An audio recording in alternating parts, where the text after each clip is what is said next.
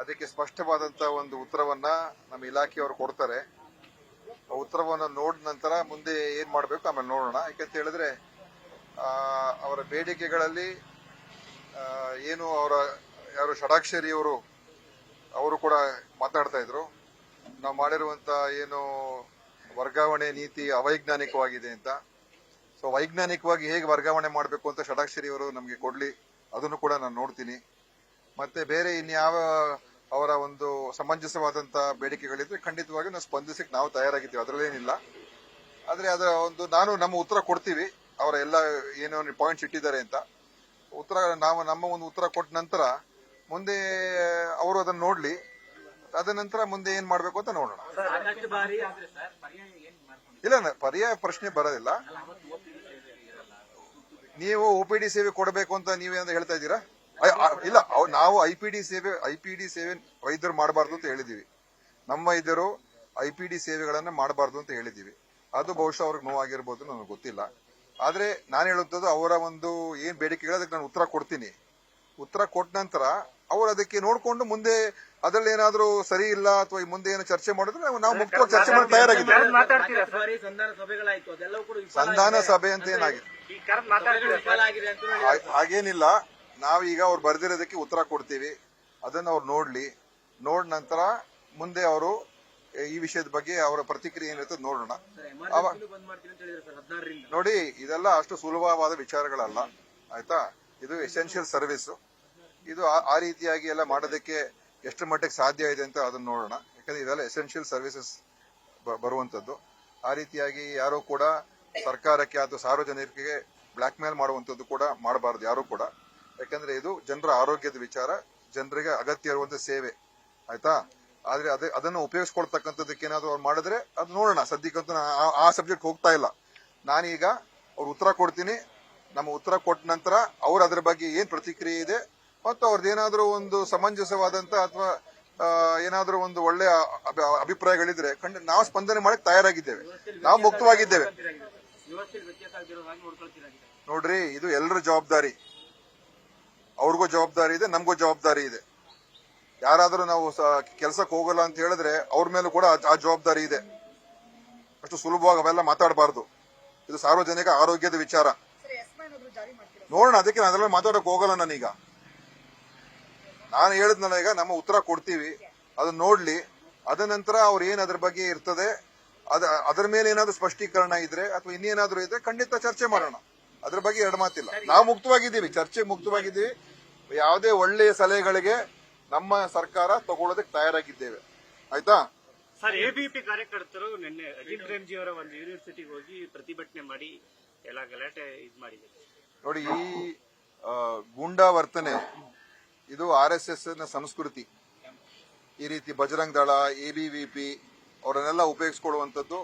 ಇವರಿಗೆಲ್ಲರೂ ಕೂಡ ಈ ರೀತಿಯಾಗಿ ಅಸಹನೆ ಇವರ ಒಂದು DNA ಇರುವಂತದ್ದು.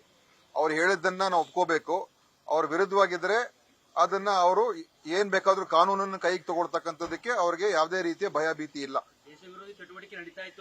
ದೇಶ ವಿರೋಧಿ ಇವರು RSS ವಿರೋಧ ಮಾತಾಡದೆ ದೇಶ ವಿರೋಧಿ, ಬಿಜೆಪಿ ವಿರುದ್ಧ ಮಾಡಿದ್ರೆ ದೇಶ ವಿರೋಧಿ, ನರೇಂದ್ರ ಮೋದಿ ಟೀಕೆ ಮಾಡಿದ್ರೆ ದೇಶ ವಿರೋಧಿ, ದೇಶ ಭಕ್ತರಂತ ಹೇಳಿದ್ರೆ ಇವತ್ತು ದೇಶ ನೋಡ್ರಿ ಅಲ್ಲ ಅಂತ ಒಂದು ಹೇಳಿಕೆಯನ್ನು ನೀಡಲಾಗಿತ್ತು. ಅದರ ವಿರುದ್ಧ ಇವರು ಆಯ್ತು, ಕಂಪ್ಲೇಂಟ್ ಕೊಡ್ಲಿ. ಇವರೇ ಕಾನೂನು ಕೈಯಲ್ಲಿ ತಗೋಬೇಕು. ಏನಾದ್ರೂ ಆಗಿದ್ರೆ ಆತರ ಹೇಳಿ.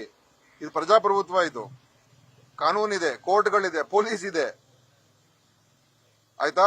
ಸೊ ಇವ್ರುಗಳು ಏನಂತ ಹೇಳಿದ್ರೆ ಅವ್ರ ವಿರುದ್ಧ ಇದ್ರೆ ದೇಶ ಭಕ್ತರು ಯಾರು ಅಂತ ಹೇಳಿದ್ರೆ ಬಿಜೆಪಿ ಮೆಂಬರ್ಸ್ ಆಗಿರ್ಬೇಕು. ಕಾಂಗ್ರೆಸ್ ಅವರು ದೇಶದ್ರೋಹಿಗಳು, ಮಾಧ್ಯಮದವರು ಅವ್ರ ವಿರುದ್ಧ ಬರೆದ್ರೆ ಅವರು ದೇಶದ್ರೋಹಿಗಳು. ನಿಮ್ಮನ್ನ ಬಿಡ್ತಾರ ಅವರು? ನೀವೇನಾದ್ರೂ ಮೋದಿಯನ್ನ ಟೀಕೆ ಮಾಡಿದ್ರೆ ನಿಮ್ಮನ್ನ ಬಿಡ್ತಾರೇನ್ರಿ ಅವರು? ನಾಳೆ ನಿಮ್ಮ ಆಫೀಸ್ ನುಗ್ಗಿ ನಿಮ್ಮನ್ನ ಹೊಡಿತಾರೆ. ಅದಕ್ಕೆ ನೀವು ಸುಮ್ಮನೆ ಇರ್ತೀರಾಗ? ಅದಕ್ಕೋಸ್ಕರ ಹೇಳುವಂಥದ್ದು ಈ ತರ ಗೂಂಡಾ ವರ್ತನೆ ಇದು. ಮತ್ತು ಇವ್ರಿಗೆ ಯಾರ ಬಗ್ಗೆನೂ ಕೂಡ ಸಹನೆ ಇಲ್ಲದೆ ಇರತಕ್ಕಂಥ ಜನ. ಈ ತರದ ಒಂದು ನಡವಳಿಕೆ ಇದ್ರೆ ಇದು ಪ್ರಜಾಪ್ರಭುತ್ವಕ್ಕೆ ಎಷ್ಟು ಮಟ್ಟಿಗೆ ಇದು ಪೂರಕವಾಗಿದೆ. ಅದಕ್ಕೆ ನಾವು RSS ನ ಟೀಕೆ ಮಾಡಿದ್ರೆ ಎಲ್ಲರೂ ನಮ್ಮ ಮೇಲೆ ಬೀಳ್ತಾರೆ. ಆದ್ರೆ ಇಂಥದಕ್ಕೆಲ್ಲ ಇವೆಲ್ಲ RSS ಅಂಗಸಂಸ್ಥೆಗಳು ತಾನೆ. ಬಜರಂಗ್ ದಳ RSS ಸಂಸ್ಥೆ, ABVP RSS ಸಂಸ್ಥೆ. ಇವರೆಲ್ಲ ಎಷ್ಟು ಗೂಂಡಾಗಳಿದ್ದಾರೆ, ಎಷ್ಟು ಜನ ಗೂಂಡಾ ವರ್ತನೆ ಮಾಡಿದ್ದಾರೆ. ಅದಕ್ಕೆ RSS ಟೀಕೆ ಮಾಡಿದಾರ? ಏನಾದ್ರು ಇದು ಬಂದು RSS ನವರು ಸರಿ ಇಲ್ಲ ಅಂತ ಹೇಳಿದಾರ? ಇಲ್ಲ. ಅವ್ರ ಕಡೆಯವ್ರು ಮಾಡಿದ್ರೆ ಏನು ಮಾತೇ ಇಲ್ಲ, ಇನ್ನೊಬ್ರು ಮಾಡಿದ್ರೆ ಅವ್ರ ಮೇಲೆ ಬಂದು ಬೀಳ್ತಾರೆ. ಸರ್, ಇವತ್ತಿನ ಕಾರ್ಯಕ್ರಮದ ಸರ್ಕಾರಿ ಆಹ್ವಾನ ಪತ್ರಿಕೆ ಉರ್ದುವಿನಲ್ಲಿ ಪ್ರಕಟ ಆಗಿದೆ ಸರ್. ಎಲ್ಲಿ ಇವತ್ತಿನ ಎಲ್ಲಿ ಯಾವ ಪೇಪರ್ ಅಲ್ಲಿ? ಪೇಪರ್ ಅಲ್ಲ, ನಿಮ್ದೇ ಇಲಾಖೆ ವೆಬ್ಸೈಟ್ ಅಲ್ಲಿ ಸರ್. ಆಯ್ತು, ಉರ್ದು ಭಾಷೆ ತಾನೆ.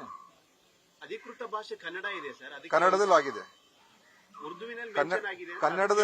ಕನ್ನಡದಲ್ಲಾಗಿದೆ, ಹಿಂದಿಯಲ್ಲಾಗಿದೆ, ಇಂಗ್ಲಿಷಲ್ಲಾಗಿದೆ, ಉರ್ದುವಲ್ಲಾಗಿದೆ. ಹಿಂದಿ ನಮ್ಮ ಭಾಷೆ ತಾನೆ. ಭಾಷೆ ಹೌದು. ಕನ್ನಡದಲ್ಲಾಗಿದೆ, ಇಂಗ್ಲಿಷಲ್ಲಾಗಿದೆ, ಹಿಂದಿಯಲ್ಲಾಗಿದೆ, ಉರ್ದುವಲ್ಲಿ ಮಾಡಿದ್ದಾರೆ. ಯಾಕಂದ್ರೆ ಆ ಒಂದು ಜನರು ಕೂಡ ಉರ್ದು ಪತ್ರಿಕೆಯಲ್ಲಿ ಕೂಡ ಹೋಗ್ತದೆ. ಅವ್ರು ಓದೋರು ಇದ್ದಾರೆ. ಉರ್ದು ಪತ್ರಿಕೆಗಳಿಲ್ವಾ ನಮ್ಮ ಬೆಂಗಳೂರಿನ ರಾಜ್ಯದಲ್ಲಿ? ಉರ್ದು ಪತ್ರಿಕೆಗಳಿಲ್ವಾ? ಎಲ್ಲ ಪತ್ರಿಕೆ ಇದೆ.